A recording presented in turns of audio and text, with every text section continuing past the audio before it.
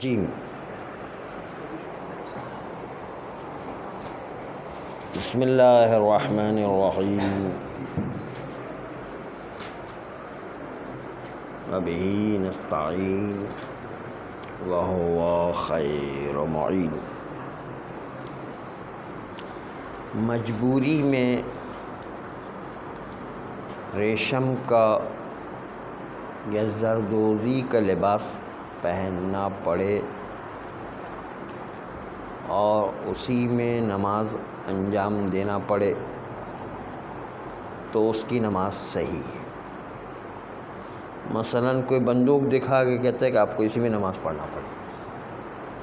یہ مجبوری ہے۔ تو زردوزی یا ریشم کے لباس میں مجبور کرتا ہے وہ، تو اب ہم کیا کریں؟ اسی میں نماز پڑھیں گے، صحیح ہے۔ یا کوئی اگر لباس پہننے پر مجبور ہو، اس کے علاوہ اس کے پاس کوئی لباس ہی نہیں ہے، یعنی زردوزی اور ریشم کے علاوہ کوئی لباس ہی نہیں ہے، اور لباس پہننے پر مجبور اس لیے کہ اتنی سردی ہے کہ اگر لباس نہ پہنے تو سردی کی وجہ سے مر جائے گا، لباس پہننے پر مجبور ہے۔ اور سونے اور جو ہے ریشم کے علاوہ کوئی اور لباس بھی نہیں ہے اس کے پاس، اور لباس پہننے پر بھی مجبور ہے، تو پھر اسی سونے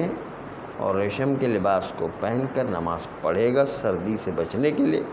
اور نماز بھی اسی میں صحیح ہوگی۔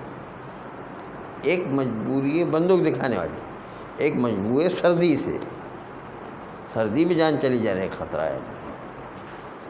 پھر لباس پہننا پڑتا ہے۔ تو دو الگ الگ مجبوری، یہ لباس پہننے پر مجبور ہے سردی کی وجہ سے، اور کوئی لباس اس کے پاس اور ہے ہی نہیں، تو اسی میں نماز پڑھے گا، اس کی نماز صحیح ہے۔ ہاں اگر ریشم یا غصبی یا زردوزی کا لباس ان میں سے کوئی ایک ہے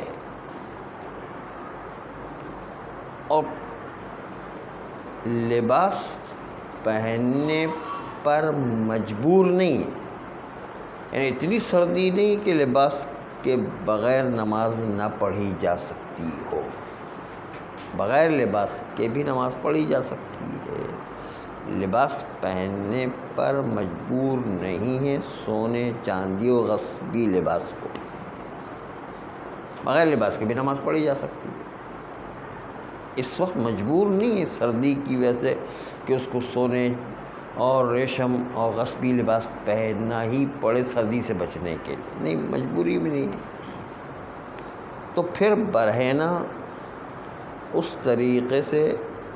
کہ جو پہلے گزر چکا ہے کہ انسان بیٹھ کے اس طرح نماز پڑھے گا کہ شرمگاہ چھپی رہے، یعنی سجدے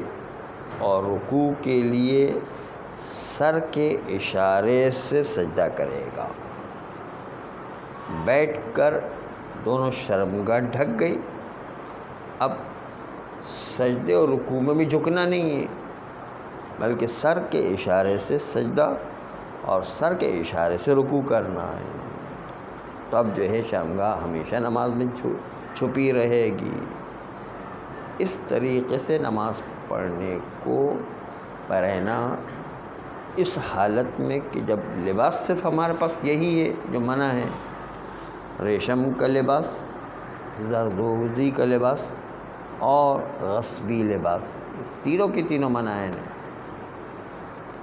اور لباس پہننا سردی کی وجہ سے کوئی مجبوری نہیں ہے، تو بغیر لباس کے نماز پڑھے گا، یعنی بیٹھ کے اس انداز میں کہ شرمگاہ چھپی بھی رہ جائے، اور سجدے اور رکوع کے لیے صرف سر کے اشارے سے نماز پڑھے گا، سجدہ کرے گا، رکوع کرے گا، تو اس کی نماز صحیح ہو جائے گی۔ اسی طرح درندے میں کہ درندے کے اجزاء سے بنا ہوا لباس پہننے کی اجازت نہیں ہے، نماز میں جو اجازت نہیں ہے۔ اگر اس کے علاوہ کوئی اور لباس ہے ہی نہیں درندے کے اجزاء کے علاوہ، اور اس لباس کو پہننے پر مجبور سردی کی وجہ سے، پہن کر درندے کے لباس کو نماز پڑھے گا، کیونکہ سردی کے سے مجبور ہے پہننے پر، اس کے علاوہ کوئی اور لباس بھی نہیں ہے، چنانچہ درندے والا لباس پہن کر نماز پڑھے گا، کیونکہ سردی اتنی زیادہ ہے کہ اگر نہ پہنے تو مر جائے گا سردی کے سے، یا اکڑ جائے گا، یا کوئی بڑی بیماری پہ مثلا فالج گر جائے گا۔ مثلا سردی میں عام طور پر جو ہے بوڑھے لوگ یا دوسرے لوگ جو ہے ان کو جلدی جو ہے فالج گر جایا کرتا ہے، اس لیے وہ وہیں جام ہو کر کے رہ جائے گا، بالکل کیا کرے۔ اس سے بہتر ہے کہ سردی کا لباس پہن لے، اور وہ درندے سے بنے ہوئے لباس کو پہن لینے پر مجبور ہے، سردی کی وجہ سے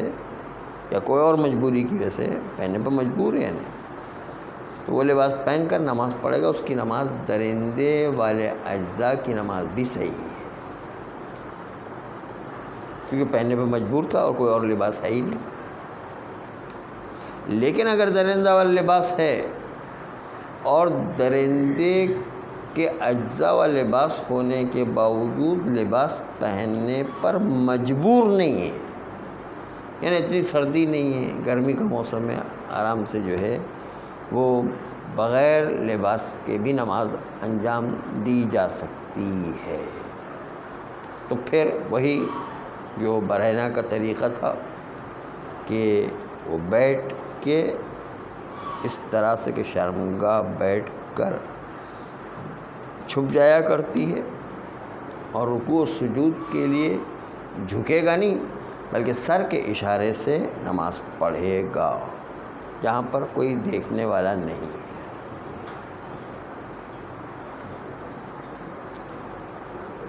اس کے بعد درندے کے بعد حرام گوشت جانور، اس کے اجزاء کے بھی لباس سے نماز نہیں پڑھی جا سکتی ہے۔ بلی کا بال اسی لیے مشہور ہے، ایک بال کی تو آغا سستان نے اجازت دی تھی، باقی جو ہے زیادہ اجزاء کے ساتھ نماز نہیں پڑھی جا سکتی۔ بلی کا بال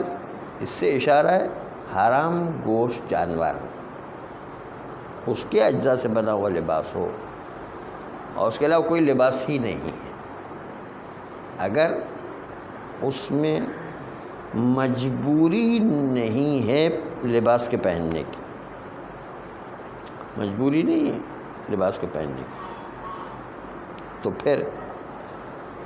یہاں پر آغا سیستانی نے احتیاط واجب لگائی ہے کہ دونوں طریقے سے نماز پڑھے، یعنی اس بلی والے لباس سے بھی نماز پڑھے گا، اور برہنہ کا جو طریقہ ہے نماز پڑھنے کا کہ بیٹھ کر اس طرح سے نماز پڑھے کہ شرمگاہ نظر نہ آئے، دوسری طرف سے